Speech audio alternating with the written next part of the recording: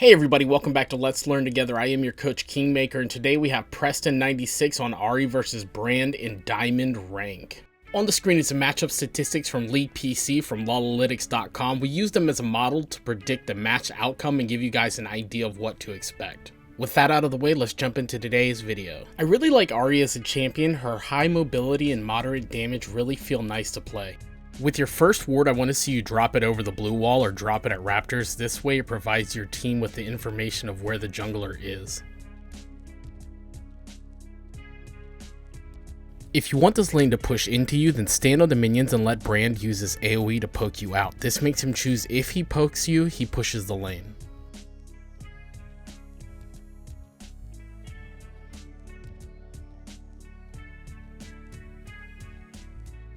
We actually push the lane into Brand with our skills, and if I were Brand, I would freeze the lane on you and make you overextend to farm, setting you up for a jungle gank.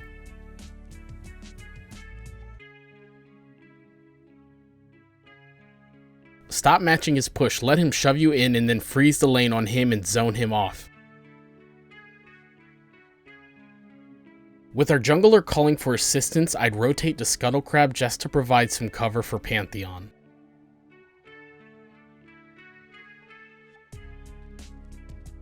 Did you guys know that during development she was called Ahri or Gumiho, which means nine-tailed fox in Middle Chinese?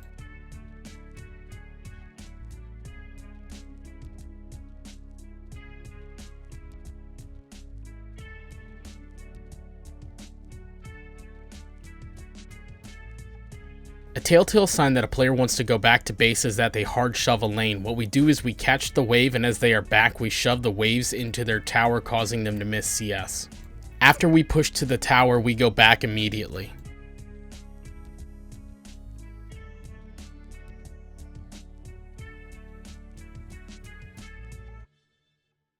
I like this ward more than the mid-river brush ward. It provides more information. If the jungler passes through that area, you will know. The enemy jungler is bot side. Make sure you're pinging that out.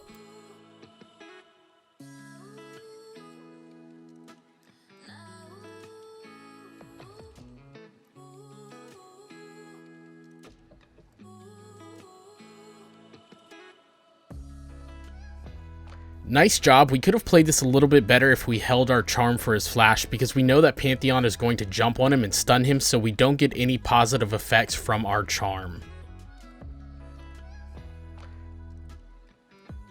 You're going to get the most value out of your lane if you freeze the lane right here. Speaking of value, if you're getting value from this video, please feel free to provide value back by hitting the like and subscribe button. Also, if you think someone that you know would benefit from this video, send it their way. Since you've already rotated down this far, go ahead and throw a ward over the Rift Herald wall. With the objective spawning, now is the perfect time to shove the wave and get priority. This forces the enemy champion to choose whether they give up CS or join a potential fight.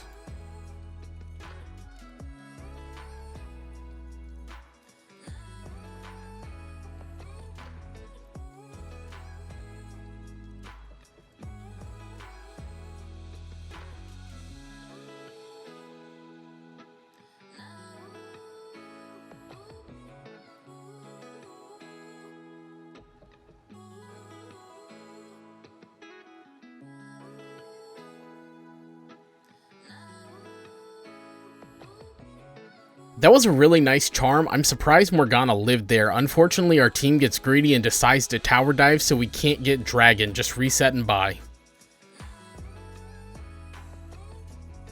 A little bit of indecision wastes a lot of time. I'm not sure why Fiora abandoned lane, but good job on recognizing where you needed to rotate to.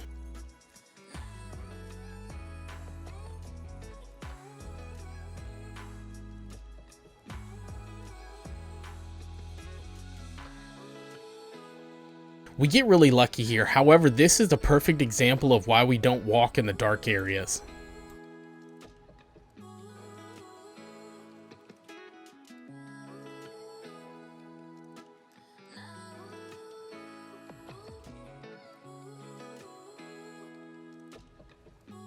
At this point, we really need to look at taking top lane tower. Since it's so low, we get the first turret gold.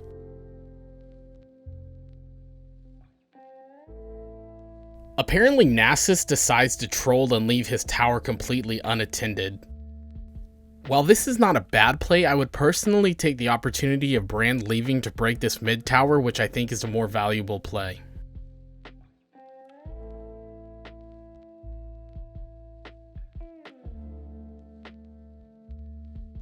Her early ultimate was up for debate between a zone that she could blink anywhere with or a global dash, whatever that means.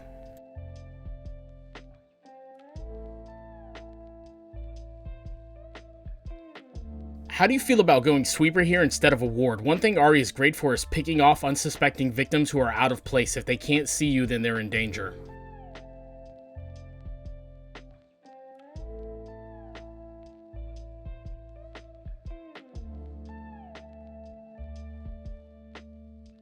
This was a really nice double kill, but let's take a second to read the map. We have 5 people mid and we're about to crack their outer middle turret. We have a wave about to break our tower bot lane and a wave crashing into our top lane tower. Do we A, stay mid, B, rotate bot lane to try to save our tower, or C, rotate to top lane and catch the wave? Let me know what you guys think down in the comments.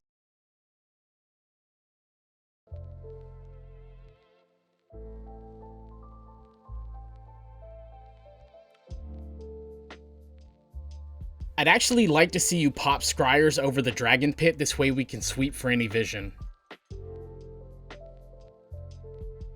If you would have waited in this brush for just a bit longer, you would have picked up this brand for free.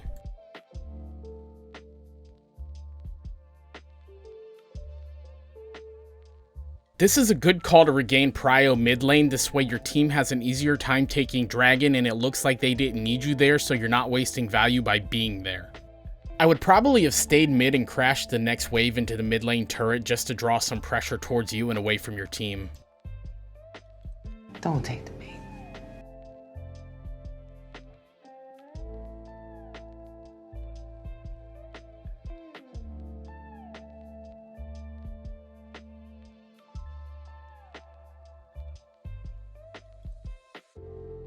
At this point, I'm looking to rotate bot lane and just take this wave and push to tower. Someone has to catch this bot wave that's going to crash.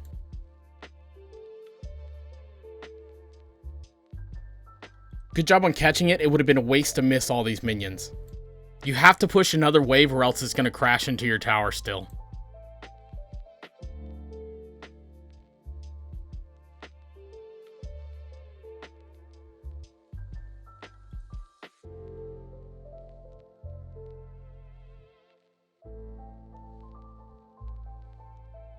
This was a weird fight. We gained nothing and we lost our flash. We lost our top lane tower because we ignored side lanes this whole game.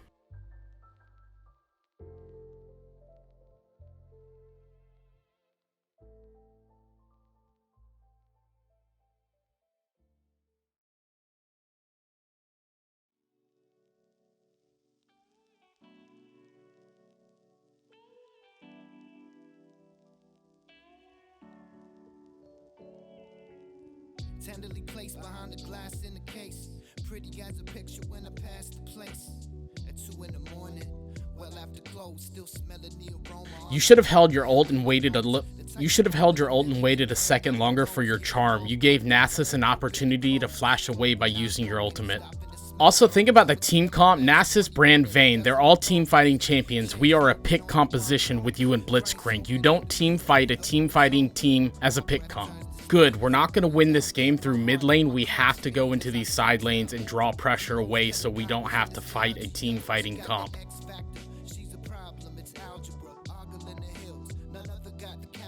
Snapshots like a still image for a calendar.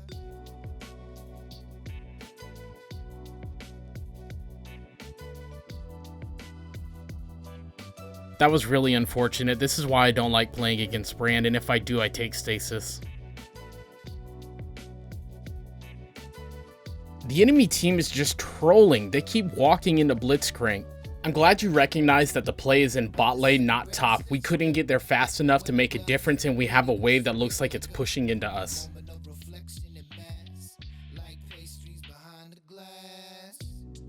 I would have loved to see this ward a little bit deeper, closer to their blue buff.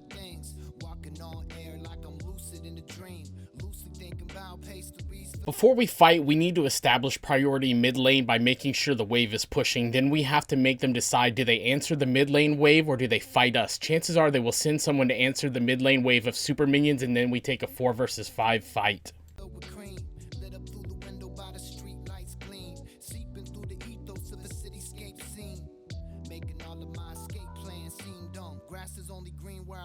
What am I running from?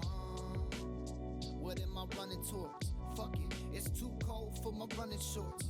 For the night, fuck the goals that I'm gunning for. Let my opinion of the future remain uninformed. It's like pastries behind the glass. Can't taste it till the morning come to pass. The biggest problem is we had nothing to distract the enemy team away from the team fight, so they were able to capitalize on the fact that they are a stronger composition than us during a team fight. Don't take the bait.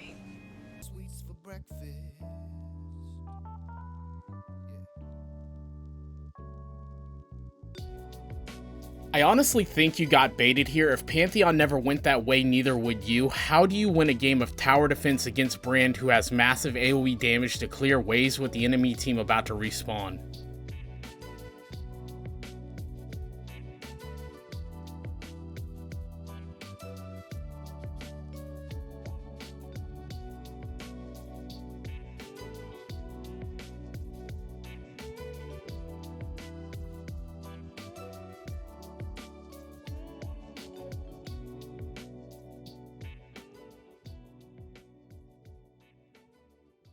So the enemy engages a 4v5 being behind without a primary carry, and then you win through mid lane. I can admit when I'm wrong, and damn, I was wrong. Good game.